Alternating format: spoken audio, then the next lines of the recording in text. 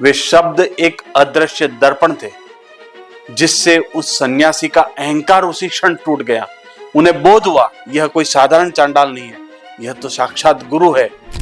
चांडाल रुकता है, मुस्कुराता है और उन सन्यासी से प्रश्न पूछता है, यदि आप आत्मा की बात कर रहे हैं तो आत्मा तो विभु है, सर्वव्यापक है, चाहे वह ब्राह्मण हो, चांडाल हो या कोई निरीह पशु हो।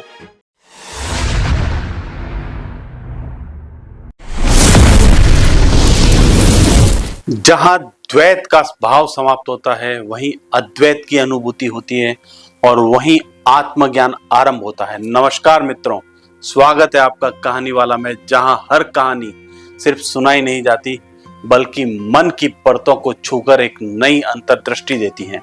और आज की हमारी कहानी सनातन संस्कृति की उस उदात्त परंपरा को रेखांकित करती है जहां ज्ञान का स्रोत जाति, वेश या पद से नहीं, आत्मबोध से तय होता है।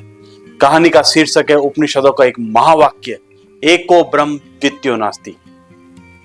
भोर का समय काशी में पाप तारिणी मोक्षदायिनी मां गंगा के तट से स्नान आदि कार्यों से निवृत्त हो स्वयं को पवित्र करते हुए भगवा वस्त्रधारी एक युवा सन्यासी अपने शिष्यों के साथ लौट रहे थे। तभी सामने से आता है एक चंडाल अपने 4 कुत्तों के साथ। उस समय के सामाजिक नियमों के अनुसार उस युवा सन्यासी और उनके शिष्यों ने उस व्यक्ति को, उस चांडाल को बोला, हटो, रास्ता छोड़ो, क्योंकि वे स्नान के बाद पवित्र होकर के लौट रहे थे। चांडाल रुकता है, मुस्कुराता है और उन सन्यासी से प्रश्न पूछता है, हे महामुनि, आप एक शरीर को दूसरे शरीर से दूर हटने के लिए कह रहे हैं या चैतन्य आत्मा को दूसरे चैतन्य से दूर हटने के लिए? यदि आप आत्मा की बात कर रहे हैं तो आत्मा तो विभु है, सर्वव्यापक है, चाहे वह ब्राह्मण हो, चांडाल हो या कोई निरीह पशु हो। और यदि आप यह मानते कि आत्मा सर्वव्यापी और नित्य शुद्ध मुक्त है तो फिर शरीर की पवित्रता अपवित्रता का प्रश्न कहां आता है? सन्यासी स्तब्ध रह जाते हैं क्योंकि चांडाल के मुख से निकले यह शब्द केवल शब्द मात्र नहीं थे, यह कोई तर्क भी नहीं था, यह तो तत्वबोध था। ये वह सूत्र थे जिनका वेदों में अध्ययन किया था, परंतु आज पहली बार जीते जागते रूप में सामने थे। वे शब्द एक अदृश्य दर्पण थे जिससे उस सन्यासी का अहंकार उसी क्षण टूट गया। उन्हें बोध हुआ यह कोई साधारण चांडाल नहीं है, यह तो साक्षात गुरु है। ज्ञान के रूप में, प्रश्न के रूप में अहंकार को तिरोहित करने और ज्ञान का प्रकाश बनकर आए हैं मेरे सामने। सनातन संस्कृति और वेदों पर आक्षेप लगाने वाले लोग मेरी बात को ध्यान से सुने। मां गंगा इस बात की साक्षी रही है। उस दिन काशी के तट पर जो सन्यासी चारों वेदों का मर्मज्ञ था, वेदांत अद्वैत के सूत्रधार थे और जिनके ज्ञान की विजय पताका संपूर्ण भारत में लहरा रही थी, वे जगत गुरु आदि शंकराचार्य विनम्रता से उस चांडाल के श्री चरणों में झुक जाते हैं और उसे अपना गुरु स्वीकार कर लेते हैं। यह सनातन संस्कृति का सौंदर्य है।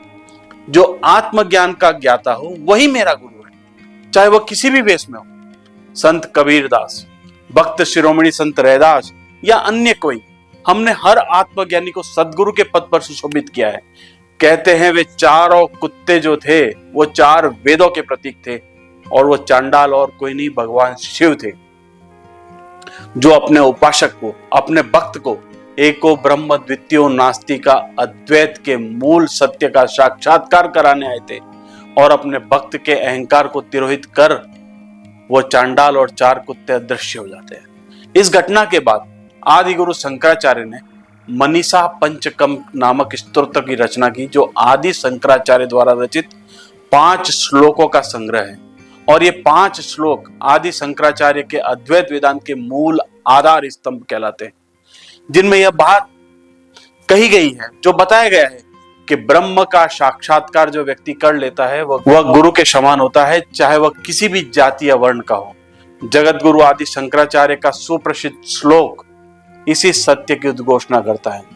वे कहते हैं, श्लोकोर्धेन प्रवक्ष्यामि यदुक्तम ग्रंथ कोटि भी ब्रह्मम सत्यम जगन मिथ्या जीवो ब्रह्मेव नापरः।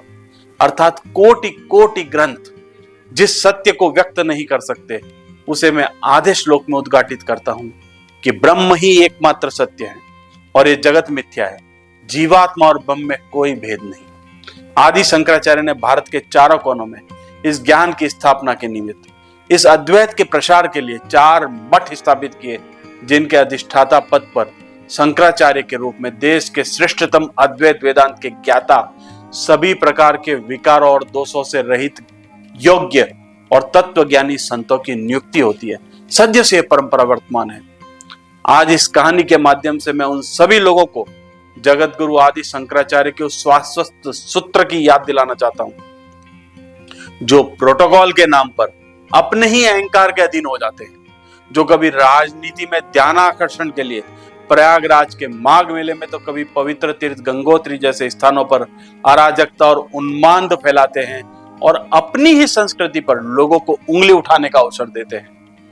यदि आप लोग मेरी इस बात से सहमत हैं तो इस वीडियो को लाइक कीजिए, कमेंट्स कीजिए और अपने विचार और सुझाव मुझसे साझा कीजिए। और ऐसे ही विचारोत्तेजक कहानियों को सुनने के लिए इस चैनल को सब्सक्राइब करना न भूलें। और अंत में वही बात जो मैं हमेशा आपसे कहता हूं, आज फिर दोहराता हूं, अपनी सोच बदलिए, सितारे बदल जाएंगे।